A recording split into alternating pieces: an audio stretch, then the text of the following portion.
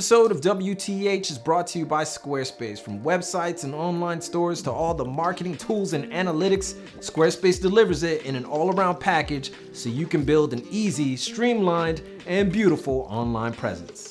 So 2018 is drawing to a close and the Japanese fashion scene has had its ups and downs. But today, we take a look at who made moves, waves, or whatever the hell we're calling it this year. I don't know. But yeah, what the hell, Japan, in 2018? And I know I shoehorned that one, but I'm your boy Reggie Casual, and I know you'll forgive me for it. So that's next. So for the sake of uniformity, we're gonna break this down in 4 parts. Japanese streetwear, Japanese designer fashion, international labels killing it, and where Japan is headed going into 2019. So yeah, this was a great year for up-and-comers in streetwear, quote unquote, you know how I feel about that.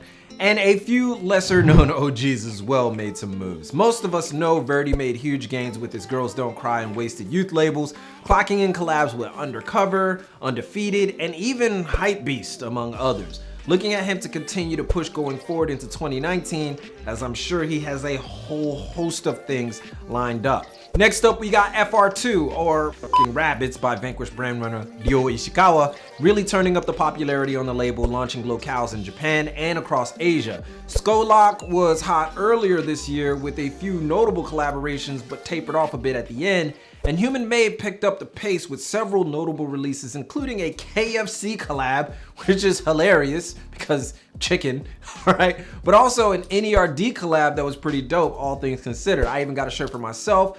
Big NERD fan here, bruh, don't at me. And of course, the Konbini, Hiroshi Fujiwara's concept store, is the heir apparent to the park in Ginza. And you could check up on our review of that store. You know, we already did a video on that, so we're not gonna go too deep into that. But most recently, the Konbini did have a collab with Pokemon. Pokemon, gotta catch them. Anyway, yeah, they had a Thunderbolt project. You could get a nice Blackachu, a Pikachu that was black, which is right up my alley, which is just ridiculous. So let's keep moving. It's like I totally missed out on an opportunity to use a Jesus for a black Pikachu. That would have been great, but I didn't. Anyway, now as far as designer fashion is concerned, there are plenty of notables throughout the year. Chitose Abe Sakai broke us off with a sneak peek collab with Nike on the Paris runway, and that's looking very solid. Super excited about that. Nike also collabed with Undercover for the debatable sneaker of the year with the React Element 87. And I say debatable because it is. Which of course, the Element 87 had a very short hype life, but in the end, it was still cool.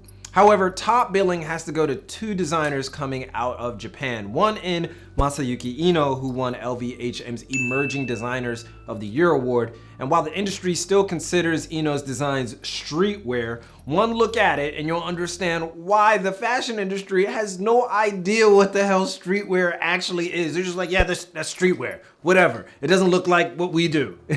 But anyway, Ino's doublet, not doublé, it ain't French, has created a stir lately with Jaden Smith among others, touting the brand as something to watch going forward. But a big shout out has to go to Yoon An of Ambush, who straight killed it this year, both with Ambush itself and her impeccable jewelry making skills, but also landing the jewelry designer position at Dior, which is French, but I can't speak it, so forget the pronunciation. You're just gonna have to deal with it for the rest of this little story right here. So, sorry. But yeah, Yoon isn't Japanese, but she runs a Japan-based label, so Japanese by default. Okay, let's continue. Along with the Dior position, she also landed a collab with Nike that was released with ridiculous fanfare among the traditional fashion industry. So yeah, she's on top right now. Big shout out to her, doing great work. Can't wait to see what she's up to next. International brands and labels are also making a bit of noise in Japan. Undefeated is making its presence felt with like 4 new locations and 3 within the same Harajuku Omotesando corridor, like 10 minutes walking distance from each other, further cementing the store as a major player in sneaker culture here in Japan, right next to Atmos. It's crazy. Union Tokyo opened up this year. Chris Gibbs plans on giving a more pluralistic view of the culture through that location. And of course, Palace opened up its Tokyo Flagship, and it was bonkers. Palace displayed its popularity in Asia with not only Japanese, but tourists all the way from mainland China, Taiwan, the Philippines, and Hong Kong. They all came to the launch and braved hours upon hours of standing in line just to get like t-shirts. T-shirts! You know how I feel about that. Japan going into 2019 is a bit of an anomaly, and we're definitely gonna assess the future. But before that, let's get in a quick word from our sponsor, Squarespace. Guess what? You're probably gonna need a website, whether it's a portfolio, a blog, an online shop. If you have a get myself out there bone in your body, you're gonna need a site. Now, lucky for you, The Casual has you covered. We partnered up with Squarespace to get you started on all your website needs. We're talking domains, analytics, marketing tools, all of it. I mean, they got award-winning customer service too. If that's what you're looking for, you wanna talk to somebody, they got that. But seriously, you know we're about business here at The Casual, and Squarespace gets you up and running without the huge learning curve and the time-consuming ridiculousness that you already know about, because tons of templates are ready from jump, so you can get started in no time. And off the strength of that alone, I give it a strong cosign. So head to squarespace.com to get a free trial. And to make the pot sweeter, think that's what you're supposed to say. When you're ready to launch, go to squarespace.com/thecasual to save 10%, because that's what we do. So don't hesitate, get your idea off the ground with Squarespace. And as always, keep it casual. With Japan, it's always a similar story. Like every year, it seems like street fashion and culture takes 2 steps forward and 1 step back just to maintain the status quo. But with Japan's highest influx of tourism in years and the Olympics right around the corner, it begins to question if Japan and its street culture is ready to be a part of the global community. In some ways, yes. You have more brands and stores using English and employing English-speaking staff. Tax-free stores for tourists are growing rapidly. Labels like Mastermind releasing global versions of their lines, and more shops are growing exponentially out here. It's pretty amazing. On the other hand, it still remains difficult getting anything in the country if you live outside the country. Websites are still a mess, and only a few players are thinking globally like Maezawa Zozotown.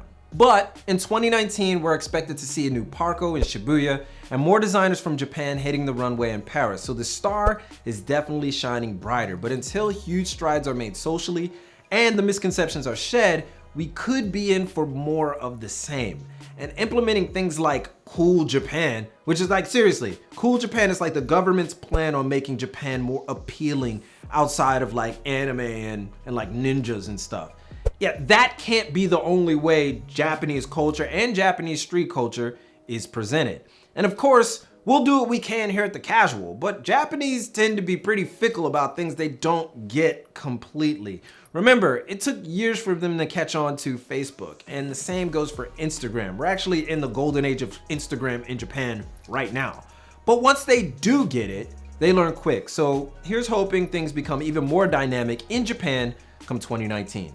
So that's the year in review for Japanese street culture and fashion. But let us know your thoughts on Japan moving forward in the comments. What would you like to see? What changes would you like to have done in Japan? I don't know how to word that. Basically, give a thumbs up if you like this video. Follow your boy on Instagram and Twitter at Reggie Casual, and The Casual Official at thecasual.co. そしてまだやっていないなら subscribe を忘れないように. If you haven't already, don't forget to subscribe, but most importantly, keep it locked right here for all of your info on international street fashion and culture from Tokyo. It's your boy, and keep it casual. よろしくお願いします. And I'll see you guys in a minute. And shout out to Squarespace for hooking us up. Get that 10% off. See you guys in a minute.